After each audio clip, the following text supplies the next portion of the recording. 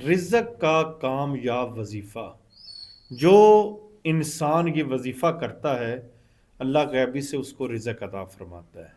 یہ کلمات پڑھنے کا طریقہ: عشاء کی نماز کے بعد 11 مرتبہ درود پاک پڑھیں، اس کے بعد یہ والے کلمات پڑھے: اشہد ان لا الہ الا اللہ، ایک تسبیح اس کی پڑھنی: اشہد ان لا الہ الا اللہ، و افضل الذکر لا الہ الا اللہ، سب سے افضل جو ذکر ہے وہ لا الہ الا اللہ ہے۔ اس میں یہ ہے اشہد ان لا الہ الا اللہ، ایک تسبیح یعنی 100 مرتبہ آپ نے اس کو پڑھنا ہے، پھر 11 مرتبہ درود پاک پڑھنا ہے، اور پھر آپ نے پڑھنا ہے یا آخرو، ایک تسبیح، یا رزاقو، ایک تسبیح، یا معزو، ایک تسبیح، یا عزیزو، ایک تسبیح، یا وہابو، ایک تسبیح، یا رافیو، ایک تسبیح، یا سمیعو، ایک تسبیح۔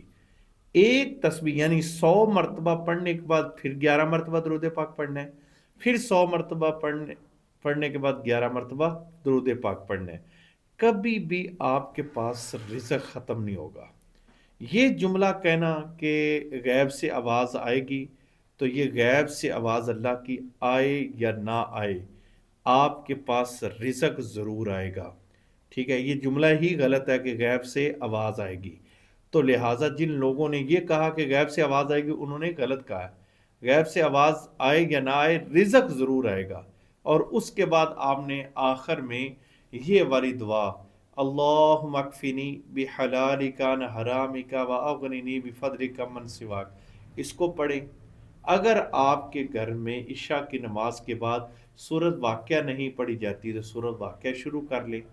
5 وقت نماز پڑھیں، خود پڑھیں، بچوں کو بھی پڑھائیں۔